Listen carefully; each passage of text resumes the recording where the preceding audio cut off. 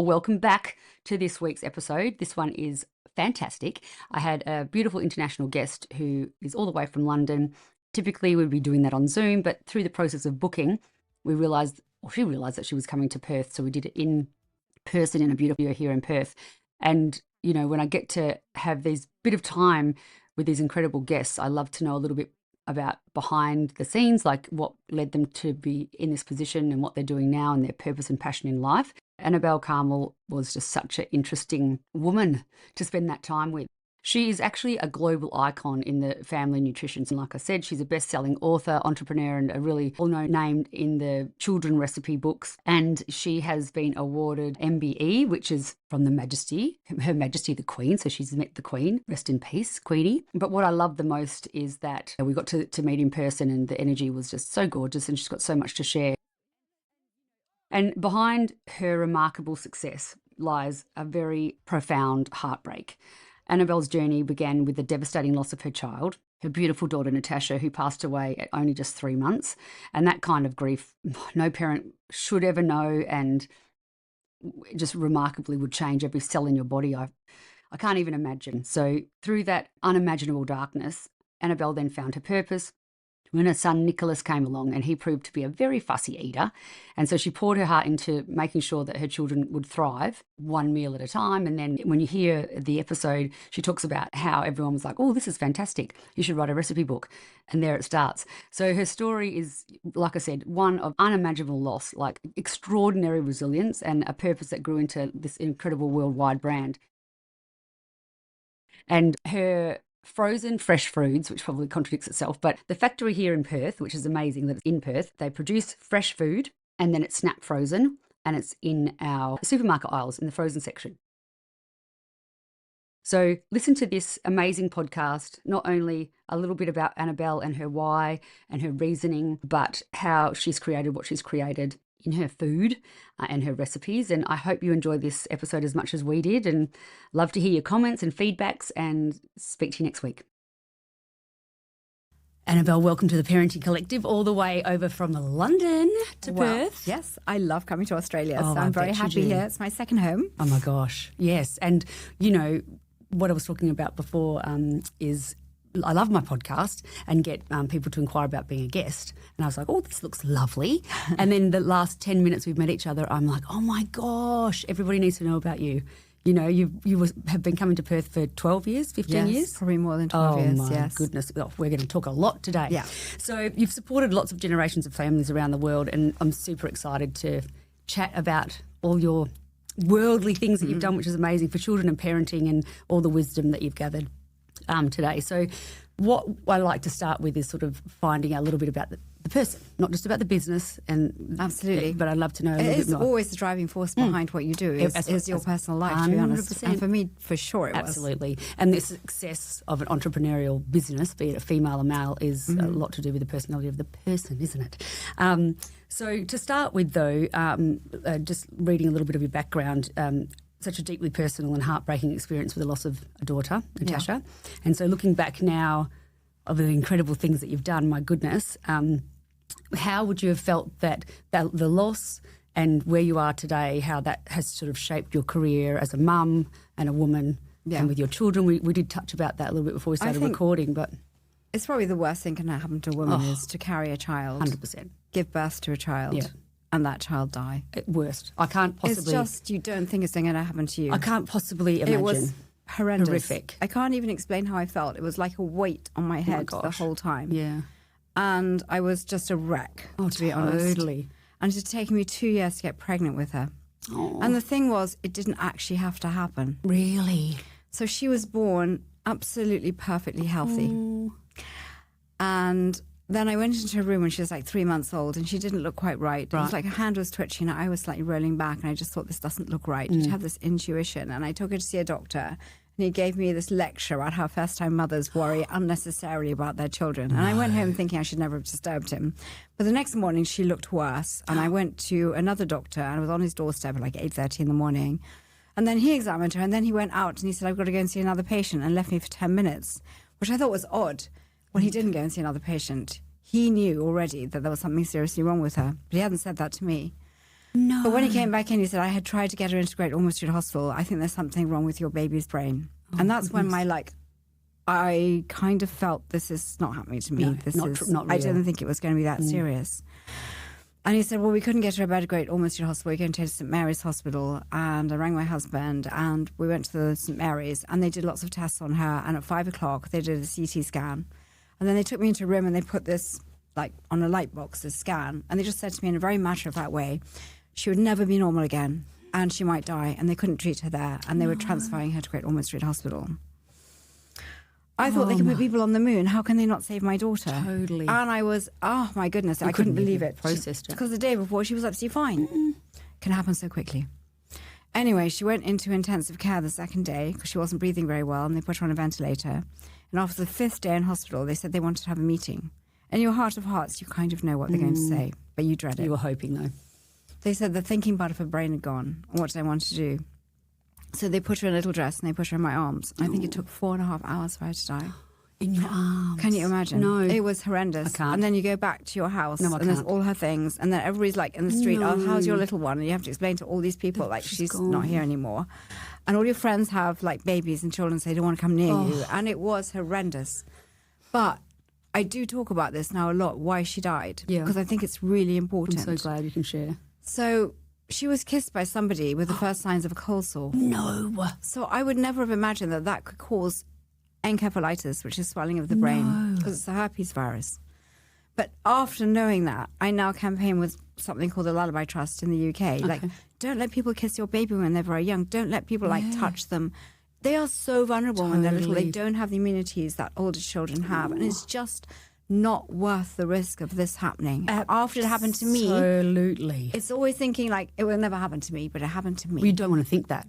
You actually, Exactly. when you have a little baby, you can't let your mind go there. It's Of so course. you wouldn't. And then, like you said, you're going through that trauma, and now that then you found out how and why. Oh, But I goodness think me. sometimes you feel embarrassed, like if you say, please don't touch my baby, please don't kiss my baby, and people look at you like you're a really fussy mother, like what's wrong with you? And you should never feel that. No. You should feel like I'm protecting my baby. 100%. And there's this campaign always make people sure they wash their hands before they touch the baby. Love if they're it. not well, like don't let them know the baby. And just like when I left Great Ormond Street Hospital, the doctor who was looking after her told me 2 things. One was to get over the grief of the baby first and not have another child, which was gosh. wrong. That didn't work for me. No. And the second one was, when you have your baby, just take them to the park and don't, like, mix with lots of people. Oh. But the thing is, I knew I would never be feeling like a whole human being or even like a normal human being until I had a baby in my arms. Totally. So I went back to my obstetrician and I said, what can I do? Because it had taken me 2 years to get pregnant. And he gave me Clomid, which is a fertility drug. Okay. And thank God, within 4 months, it was amazing. So what was I got pregnant. what was the medication? Because people It's are really just a pill that struggling. you take, What's and it called? I think it gives you more eggs. It's called Clomid. Clomid. It worked very well for me. Okay, great. Because people are really But struggling. Yes. Oh. It was not the end of it. Oh no. It was a disaster. I mean, my pregnancies were always good, but when it came to giving birth, it was absolute stop it. disaster. Really. So I called my doctor. I was at home and I was getting contractions. And I said, like, where are you going to be? And should I go to hospital? And he said, oh, I'll be at home all evening and you don't need to go to hospital, watch a video, run a bath. So I thought, okay. So I waited and then the contractions got a bit closer together. I called him again, couldn't get him on his phone. Eventually got him on his bleep and he was in a restaurant. Probably having And I wine. said to him again, like, they're coming quicker now. Yeah. No, it's really, honestly, early days. It's going to be a long time yet. I went upstairs and the head came out. No.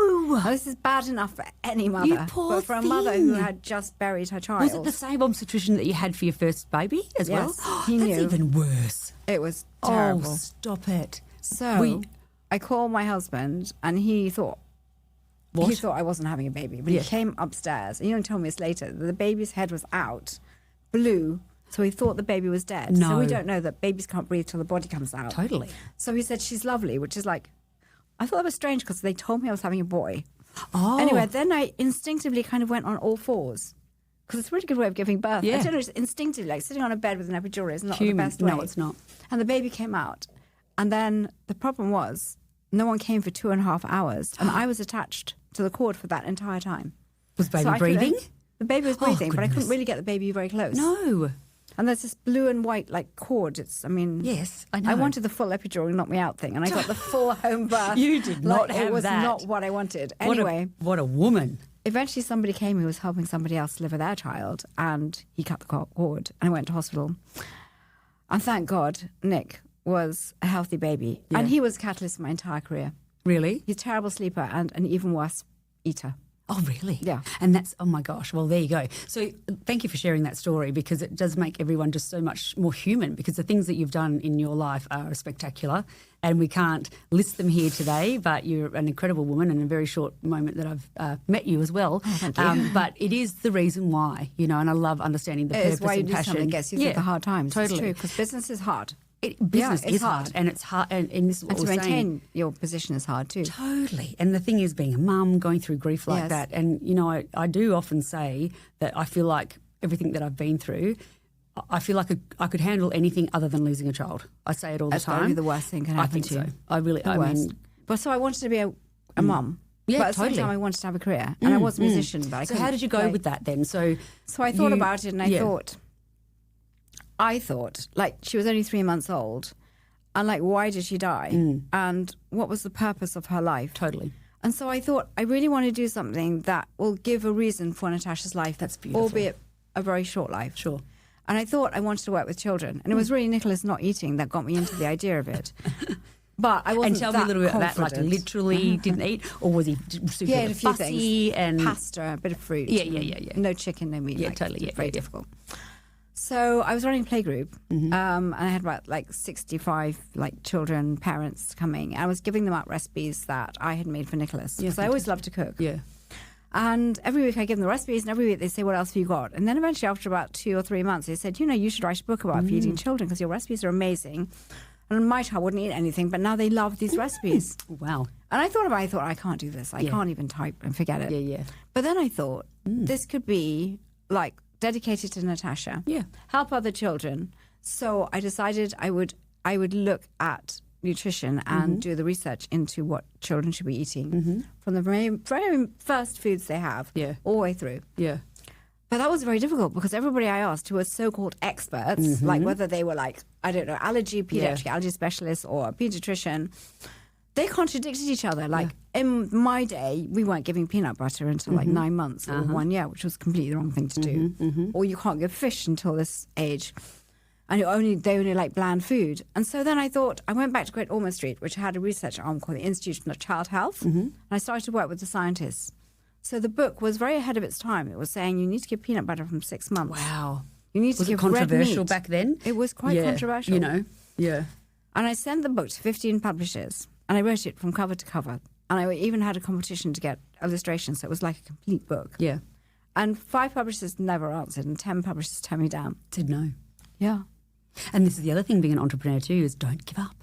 Yeah, well, Don't give up 15 times. All of that, totally, and all of that time and effort, loss of child, grieving that, that hole there, and then getting no's all the time. How easy would it have been? Oh, okay, well, I'm just going to give it to my mothers, my friends, and move on. But you didn't.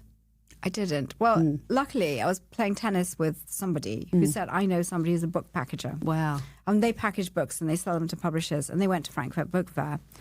And somebody from Simon & Schuster, which is one of the largest publishers in America, picked up the book and said, we'd like to publish it. Wow. We then went back to Random House, Penguin Random House, and they published it.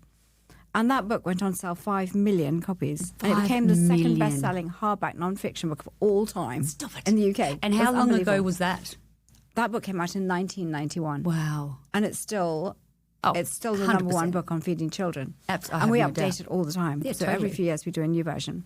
Yeah. But it's a beautiful absolutely. book. And when I first published it, there was not a single picture in it. I Nobody know. wanted to put a picture because it was like, Yes. this book's not going to do well. I know, isn't it? Oh my gosh, you must be proud. And now it's beautiful. It's like beautiful it's photography. incredible. It's and a beautiful the book. thing is, meeting women that we're not spring chickens. Not meaning rude, but we've had We're not. experience. But we're still I'm very not. young. We're still very young.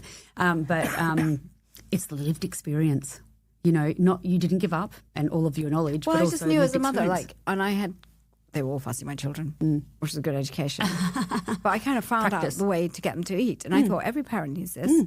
because it's so difficult. Oh, it's so difficult. I mean, I always say that I have the most discerning consumer in a supermarket, which is a fussy, irrational toddler. Yeah. If you can get them to eat something, you've done really well. Oh my gosh, I also think that women are so talented because they can deal with multitasking, all their children going different places, and their people skills are incredible if they can deal with this like toddler tantrums. Oh my gosh, that they have skills that they've learnt being a mother that can be used in business. I know. I say that all the time to women.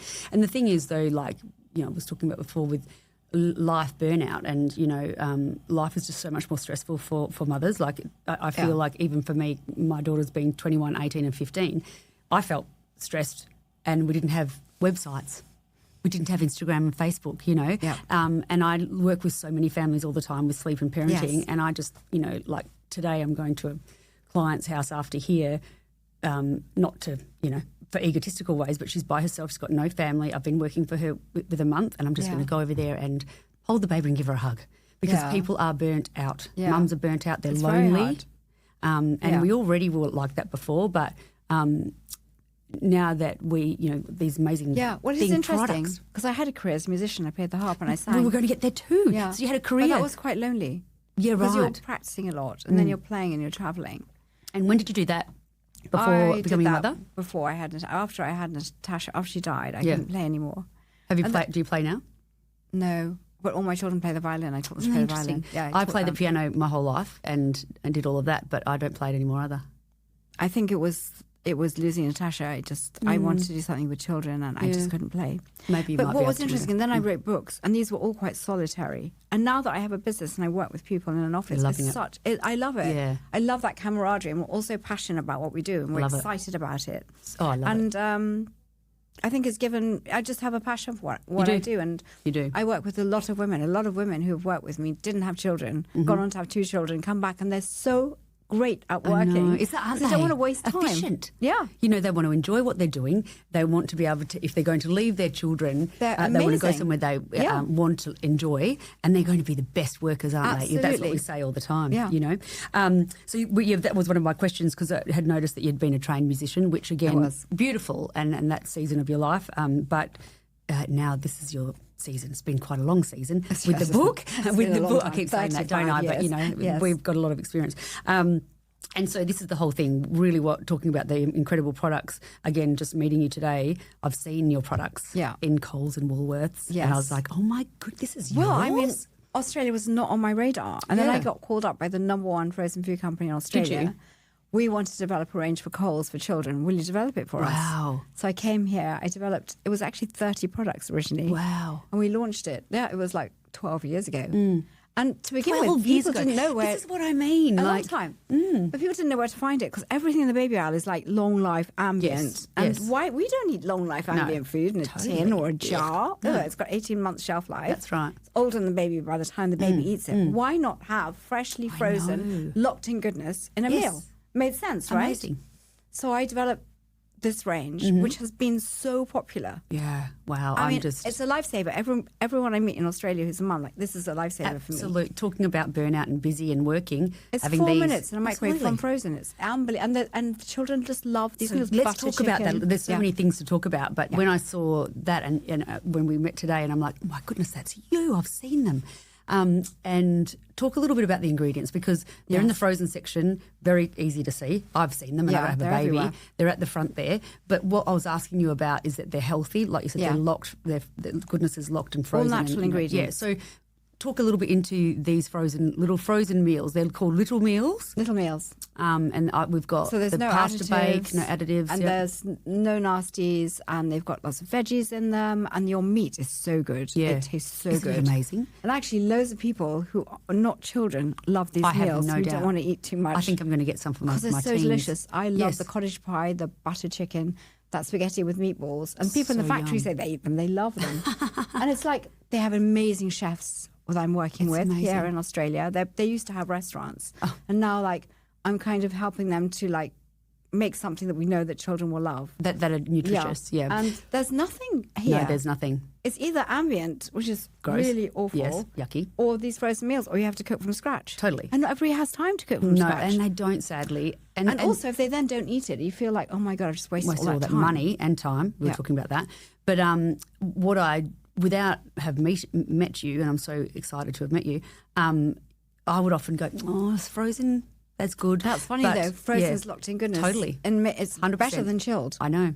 Because chilled is degrading on the shelf. Yeah, absolutely. This is like literally, it's spiral frozen. As soon as it's made, goes into a big freezer, and that's it. Everything is frozen. locked in. Yeah. All the nutrients are still there. I love it. So they're in Coles, Woolworths, Aldi, IGA supermarket. They're everywhere. Everywhere. Now. Everywhere. Every time I'm walking past them, I'm going to think of you all the time. This will be the beginning of our friendship, I think. I need to know lots more about you. But what was also exciting we're talking about is that here in Little Perth, which I love, and that you were coming here, I didn't understand the enormity of how much you have already been in Australia, and so now I'm like, my goodness. So the factory makes these meals. The factory makes it in Perth.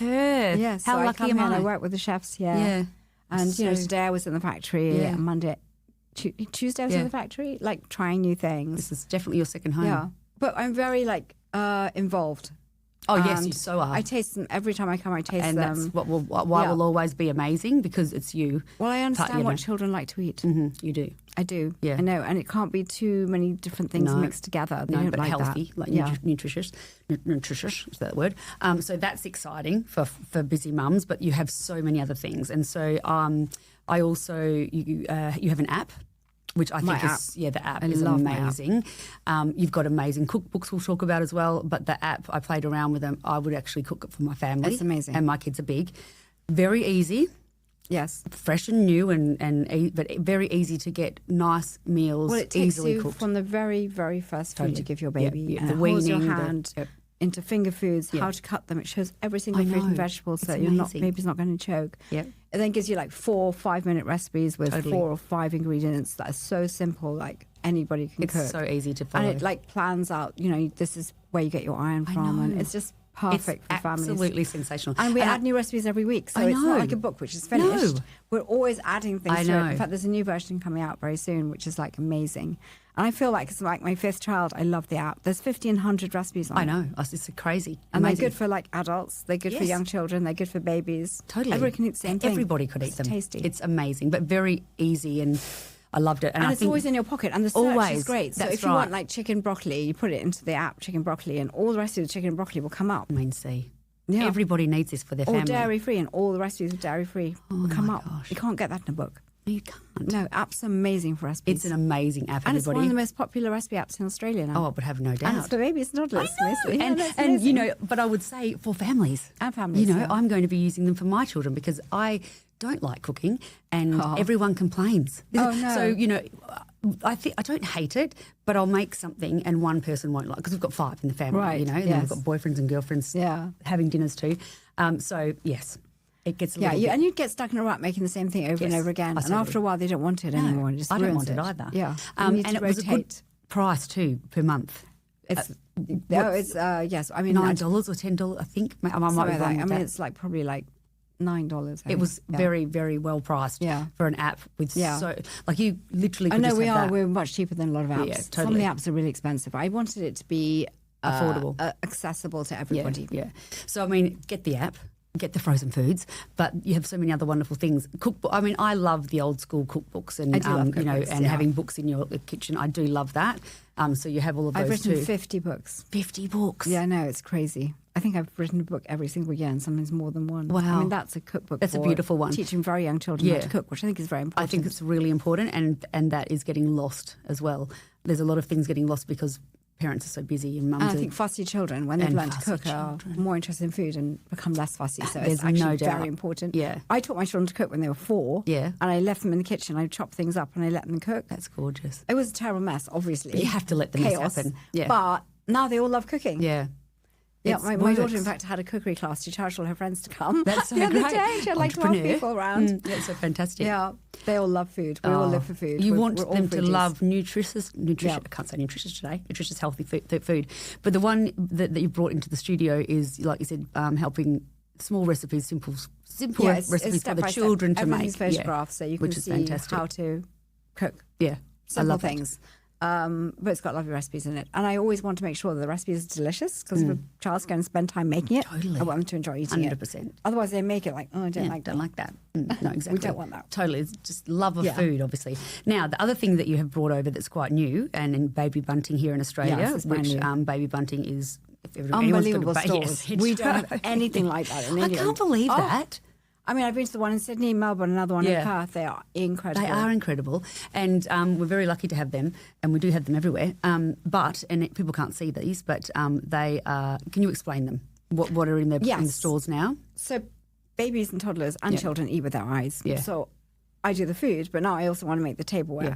I mean, this one, for example, what's good about it is it's got separate compartments. Yeah, like that, like veggie. Because you know what, if it touches the strawberries or the tomato, it's gone, like finished. I know, they don't like touchy-touchy. So this is separation. That's really important. Is that a suction cup too? And that's suction, and it really works. A high-grade silicone too, yeah. And this one, you might well see exactly what it is, but it's actually an ice popsicle mold. Yeah, I like that. So when your baby is very young and they're teething, this is the best thing you can do. Absolutely. They never drop it, and you can put fruit and vegetables into it. I do like strawberries, raspberries, and beetroot, or mango, banana, and carrot, and it's amazing.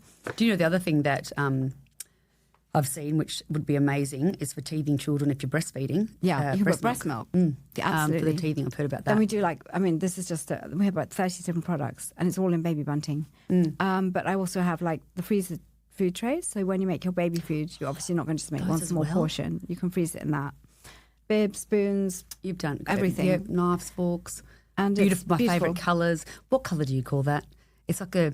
Oh, it's like kind of like a mint and a dusky pink. Yeah, dusky and we pink, do cream dusty as green. well. Oh, I love it. Oh, but everything's it's high-grade silicone. It's a really, really beautiful silicone. It doesn't stain. Yeah. And it's very hard-wearing. And the bibs are beautiful. And oh, my gosh. The catch-it-all bib. It took a long time to design that. Oh, my gosh. And I'm so happy because it's only in Australia at the moment. That's exciting too. Oh, it's in New Zealand as well. Yeah. Australia, New Zealand. I'm working with a company called Infogroup. Yeah, they're quite well known for like. Are they Australian based? They're Australian and based. And they can. They've been an absolute joy to work with. They've been so supportive. And it's really wonderful to hear from you that you've come to Australia, but the food and everything's made here in Australia. Yeah. The chefs. Food is, gotcha.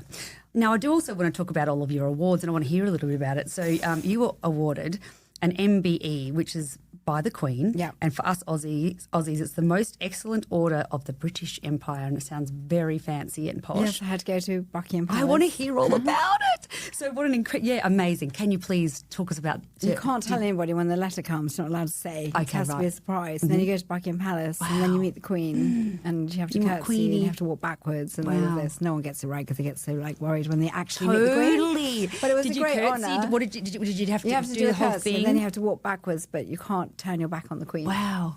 Anyway, it was lovely. And it was a great honour. And that was in 2006, so quite some time ago. But 2 weeks ago, I won a Lifetime Achievement Award. Wow. From the Women in Drink Awards. Yeah. Which was amazing. Wow. I had to pinch myself. Oh, totally. That was really nice. Yeah, it's exciting, and I think knowing, talking about being a businesswoman and a mother, you don't do what we do for that or the accolades. No. And so when you get that or you It's meet someone, you're like, oh my goodness, that's amazing. But the hard work and energy that's put into keeping your business, but it's I also wouldn't change it. Very exciting. But I always think if someone's out there and they have a passion, they should always follow their passion. You should never just do something because you think it's going to make money. That definitely doesn't work. not. It doesn't work. And also, you don't have to be an inventor to be an entrepreneur. I was not an inventor. No. All I did, I tried to find a book to feed my children. Yeah. I couldn't find anything. It was all very bland and boring food. Mm-hmm. I tried to find a tableware range that was made of high-grade silicone and looked good and had everything in it. I couldn't find it. There was no food range for children. It was just this gap in the market. It's like. And you weren't obvious to me. Totally. It is obvious for you, but I think about this all the time. We're talking about the word blessed. You feel blessed and I feel blessed, and it's not a small, minimal word. I feel so blessed because I look back on my journey. To have the opportunities to be able to do totally. this. And for starting with sleep and my passion was a pure passion, and then where I'm at now and having these conversations with you and just I love every bit of it, and I am blessed. I've worked hard and I love what I do, but it's come from a passion. But you're energised by it. Totally energised. I mean, I couldn't have been a full-time mother. No. I wanted to be a good mother. I was, but I completely lost myself on reflection. I always felt that I want to be a really good mother. Yes, so when I come home, I'm going to be fully with the children. I'm going to be there for their sports days, pick them up from school, whatever. But when I'm working, I'm going to also work. Totally. And I don't think women should feel guilty about that. No. Because, A, But you need two people to be earning a living. 100%. You might be and you might be a single mother anyway. Absolutely. And secondly, your children benefit from it later. Yeah. My daughter works with me. Yeah. And my youngest daughter is pregnant. And of course, I've managed to get her, like, you know, the everything. Everything. Like, free. If she needs sleep. I'm so lucky. You've met me now. They get- The sleep, the gentle sleep. So, I mean, the contacts I have in this industry are unbelievable. And if I put it on my Instagram, which has 628,000 followers, they'll give me one. And that's my child. So It's the best. like you can help them. Totally. And she's become a little entrepreneur herself. She does these fashion pop-ups, and I can help her as well. And, you know, I think it's beautiful. And they watch you. They watch you. It's osmosis. They see you They working really do. hard. And I work really hard. I work Yeah. late. And that's what we're talking about. And I'm involved in everything. Yeah, you are. Every single bit of my business. I know what's going on. I think I'll always be the same too. I've tried to outsource with some things, it doesn't work. But I think when I meet someone like yourself and how well you've done, it's you. It's your essence, it's your soul, you're still coming I'm to very Perth particular. Totally. I'm very particular about the food, and I try it every time I come here. And if it's not quite right, there was a macaroni and cheese with broccoli, and once the whole sauce turned green, I'm like, what is going on here? No, thank you. Nobody actually one's gonna noticed like it. that, Or one of the herbs they used wasn't so good. Yeah. But like I come like, no, there's something wrong with this. And then we have to find out what's wrong with it. And I'm always on top of it. I know. It sounds like and it. that's how it. Otherwise, you have a short-term career.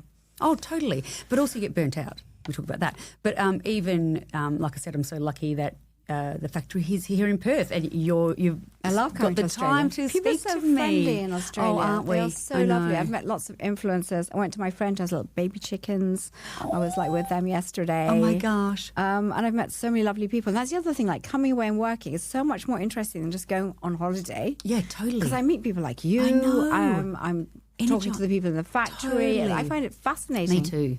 And I love, like I was saying, you know, it's about the people, isn't it? And giving back, and you know, it's fantastic when you know we can make some money from that, have a bit of abundance. Yes. But when you put all your energy into it, Yes. it does really thrive. Well, I with also lots do of love. children's food in holiday resorts. So, yeah. I think I did How one does in that- how does that Indonesia, work? which is not that far from Perth. Right. Where do you They're go? building a resort. I can't remember exactly where it is, but it's opening in 2027 Yeah. and it's super luxurious. I'm doing all the kids' menus there. Oh, really?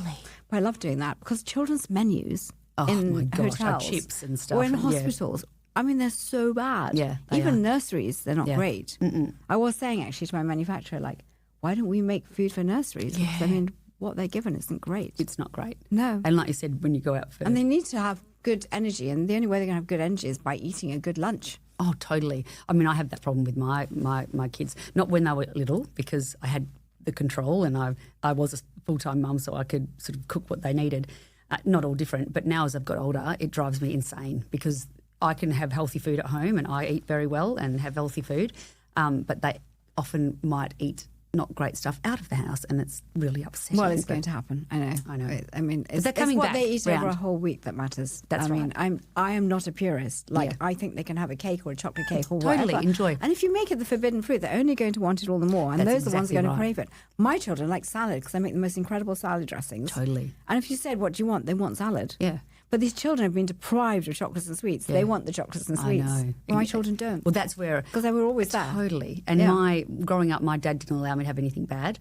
And that, when I left home, I was just like, I've got to go gluttonous. for it. I'm going to go for it. I did, and then I put on weight and I felt terrible. So when my kids have got older, I'm like, well, you know, I don't even know how I say it. I don't make them feel bad about it. But at the older kid, they will come back to eating well if you have yummy food. You know, Yeah, that's because it's exactly. so important. It's fuel for Yeah. our body. Yeah. When they're feeling Well, sluggish. now they cook themselves. Yeah. And they're very good cooks. Totally. I started to cook with them when they were 4 years old. Yeah. So they've learned It's to cook. really important. It's our fuel. I think if you learn to cook, you're always going to have a better diet than somebody who doesn't cook absolutely. and it just Yeah. relies on. And there's And you feel so much what I better. really don't like are these weird snacks that they didn't exist when didn't. I was a mother. These they're like Wotsits but without the salt, but they have nothing good in them. I know. They're just cardboard. What Yeah. these packets of them, and then children are eating these fried snacks I or know. baked snacks. And it says it's got carrot. It's got like, eat a carrot then. That's right. That's Why right. are you eating Just have something a sprayed carrot. with 3% carrot? I know. And there's just so many different ones in the supermarket. There like, are so many. why would you And- give that to your child? because There's nothing in it that's any good. Nothing. And the thing is, though, you know, again, this is never making anyone feel guilty or whatever, but when it's presented and everyone's busy and even sort of there's not the same community at the moment, meaning that grandparents might be not around, like then there's not that village Yeah. of showing how do we cook and these yummy foods as much as it used to be.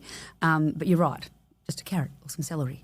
Hummus. Hummus. They like hummus, children. Hummus. I know. I love hummus. I love It's hummus. fantastic. So there's so many things you could. There's make for so them. many things. And what I've found working with families and particularly mums is that they just get into overwhelm. They don't know where to start. And that can be with sleep, parenting, Well, I think they food. get very anxious about choking as well. Oh, and I was always like explain that. I was like that. Well, you would be. It's normal. I know. And the thing is, when I say to people, did you know that the gagging reflex, because nature's very clever, is very far forward in a baby and a young baby's mouth so that they will gag. I know. And when they gag, they go red and they make a noise, and that you should leave them alone and let them get on with it. That's how they learn not to choke. Choking is when they go blue and they're silent. It's a whole different thing. I know. And then the first time the baby gags, they often stop giving finger food. And I try to explain, no, that's normal. I know. It is But normal. once you know that, then you don't worry so much. And if you cut it the right way, and Oh, I know. And if you cut a carrot into a coin shape like that, that's Yes. not good. That's gonna, right. Yeah. That might cause choking. If you cut it into a baton, Yeah. big strawberries are okay, but small strawberries are choking that's risk. right. But I don't think people are talking about it. I think. Well, I do. Yeah. Definitely on my no, Apple show. it's so good. Yeah. That's like what you have got for people to learn is amazing. Yeah. And especially like just take the app on your phone to the shops. Yeah. Have a look at it before you go to the shops. Simple. Yeah. And I'm also all about not making my parents feel extra stressed if they feel pressured. But I like to say that it's really good to have flexible routine, meaning on a Sunday you might do a menu for the family that's really simple. But if you do that and have a bit of preparation, you don't come home rushing going, what am I going to cook tonight? Yeah. Like everything is ready to go. So they just have to look for you. Like I said, the app, the frozen meals as well. Going to have these in their freezer, Totally. and then they can spend time with the children looking after them rather than having to cook while they're there. Absolutely, Because yeah. it's enough. It's quite overwhelming. It is. Like But when also you're looking help- after your children's children, you've got a big responsibility. Yeah, absolutely. And when they're outside playing, you just never know what's happening, and No, you can't that's be right. in the You've got to be kitchen with them cooking. all the time. Exactly. So yes, we will obviously put everything in the show notes, and I'm so thrilled that I got to see you today and meet you today. And I had obviously looked at a little bit of your history, but now that I've seen you, I'm like, oh my goodness. So many things I can share, so I'll definitely be sharing you and resharing you on my Instagram and talking you. about it because that's great. Yeah, totally. Yeah. Because when I do these podcasts, I'm like, when I don't say yes to everybody, but I think to meet someone like yourself is such a great thing. Like I didn't know who you were until we got introduced, obviously, and now I'm like, oh my goodness, now I do know who you are. Yeah. And people, if I, no, I don't have babies, so maybe that's a reason why too. But it's just trying to help families, mums, have a healthy, happy life and not feel so stressed if we can, So, yeah, hopefully we'll keep meeting each other when we come back. Thank you so much for spending time with me today. It's been so fun talking to you. I such loved an every minute. honour. Yeah. Oh, my gosh. And like I said, being here in Perth and being in a studio, it's just such a beautiful vibe, as people talk about. Well, hopefully next time I come, we'll get together. Yes. Yeah. Oh, we'd love totally. that. We need to do this every time and talk about all your amazing new things that, like I was saying, I will so promote it because it's just fantastic. Thank you so much. Thank you so much and enjoy Perth again for Thank the you. 12th, 15th time. And we will see you next time. Thanks so much, Annabel. Definitely. So if you enjoyed this episode, be sure to leave me a rating and review. I love reading all of your messages, so shoot me a DM over on Instagram. It is parentingcollective.au. I also offer a free 15-minute no obligation phone chat. If you'd like to book one, head over to my website www.parentingcollective.com.au and request one there. So try to remember to be kind to yourself and always know you're doing the best you can every day, no matter what your day is looking like. Until next time, much love.